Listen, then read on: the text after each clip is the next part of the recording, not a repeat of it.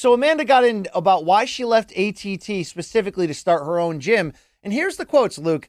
There's that saying, this is Amanda talking, like it or lump it. I was bothered by the whole situation, of course. There were no girls when I got to ATT. I was the first woman to bring 2 belts and put the women's team in history. When Kayla got here and then Kunitskaya, it began creating a weird situation for me because ATT was my territory. And then Kayla started talking. I was kind of, man, I'm not even safe in my own territory. I was kind of cornered even because we share the same coaches. She trains with Mike Brown. I train with Mike Brown. I was already training with them, and then Kayla got there. If there's someone that carries the name of the team, that's me, who brought 2 belts to ATT. If I wasn't who I really am, a champion in 2 divisions, cool, no problem. But I was the champion already. She would have to train somewhere else to fight me. Luke, there was also another quote that really filled the headlines of her just kind of no longer feeling safe at ATT. But the safe part is more tied into what she said there. So basically, here's how I'm taking Amanda's stance. She's the greatest female fighter of all time who brought a lot of recognition to ATT as a 2-division champion. She kind of feels like, and this is me talking through her statement, that the gym should recognize that up to the level where they should essentially say, look, we have an opportunity to bring in these other big name fighters who you may end up one day having to fight. You know, what do you think about that? She feels like she wasn't given that, treatment, and then ultimately felt like she was getting pushed out in a weird way. So Luke, who's right here? The once in a generation all-time greatest who kind of wants special treatment from her superstar gym? Or is it the superstar gym that's basically like, we not only have a champion, we are a house of champions and will continue to be. Luke, is this as simple as ATT choosing Kayla over Amanda? Or is this a champion wanting the type of star treatment that this gym isn't willing to provide? I mean, you're asking us to parse a dispute with, these are the facts as we understand them, but we don't really fully understand them. I mean, 2 things you need to very much keep in mind here. It is going to be the case often that a superstar gym and one of its superstars, while they may have had a lot of time together where their interests align and they were able to do good work, there is going to come a point where they're not going to be aligned. It is entirely possible that a superstar could have very reasonable or generally expected demands or expectations about how they should be treated and what's good for them, and the gym will have different ones. We've seen it a million times.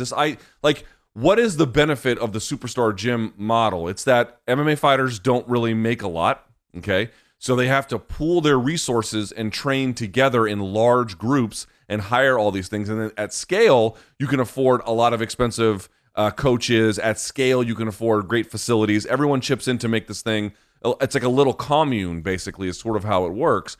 But at the upper end of the MMA spectrum, where you get people as good as Amanda Nunes, arguably the best female fighter ever, it may not be the case that that model serves their interests anymore.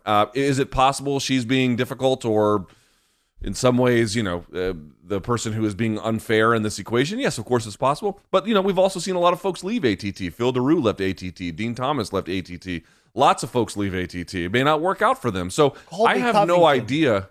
Colby Covington left ATT, right? Well, his situation, a little different. And of course, there are people who've been loyal the whole time. Folks like Jorge's never left and Dustin Poirier's never left. Like, there's a lot of folks who are, it works totally fine for them. Great. I leave those choices up to the individual fighters. But what I would say is you don't see this model a lot in boxing where, yes, BC, it's true you can get a Kronk gym where a lot of people can come through there. It's true you can get, a Gleason's or whatever. But in general, your better boxers, they build camps around them. They don't join with other peers, including ones in their own division necessarily, where they're the same level of contendership, let's say, to just pool resources to get the best in class training. They build it all themselves. That model doesn't work for a lot of fighters, and I understand why.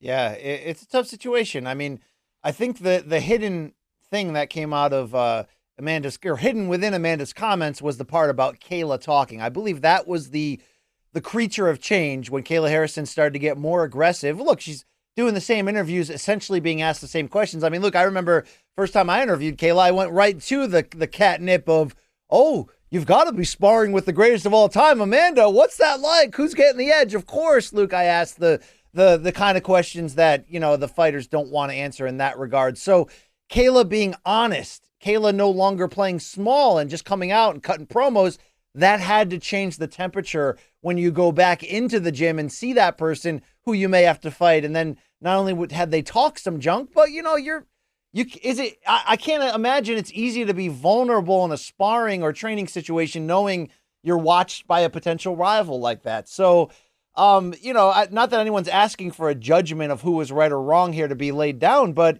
look, some fighters need that individual treatment to just, it just works better for them. And if that's what it's going to take for Nunes, who has enough clout, right, and accolades to open her own gym and even, create her own group there.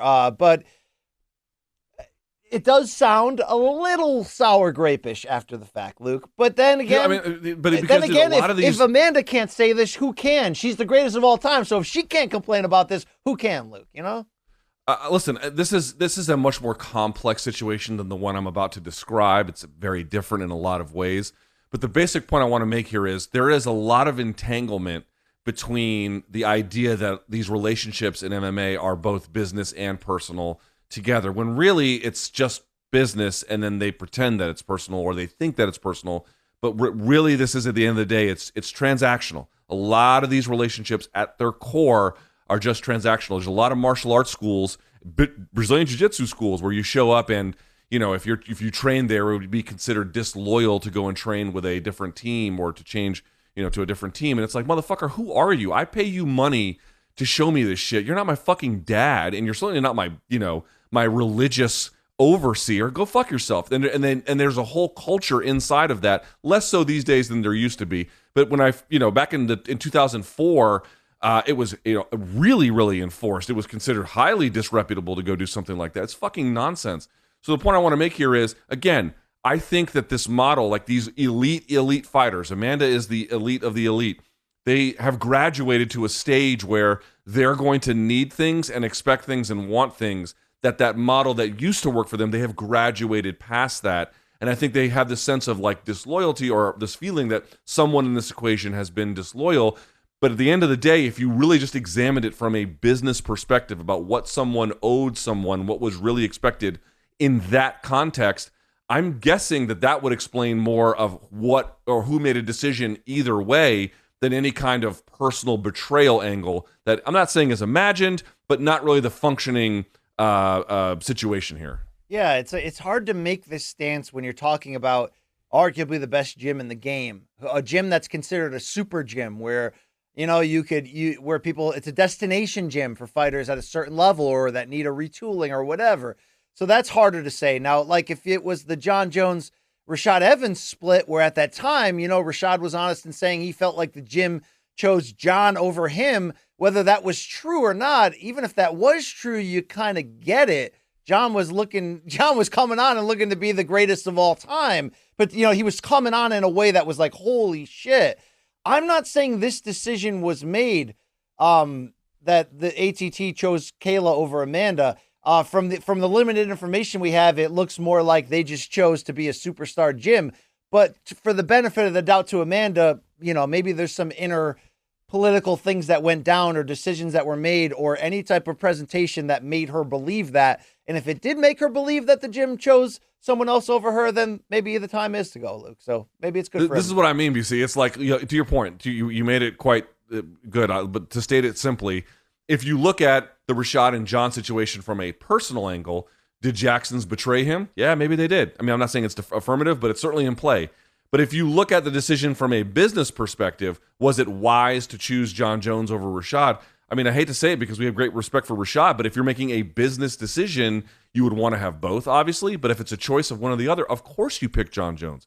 Like, that's not even, that's not debatable. And so, again, re-examine what lens you're using to look at these scenarios. Easy for me to say from afar, but they do explain a lot.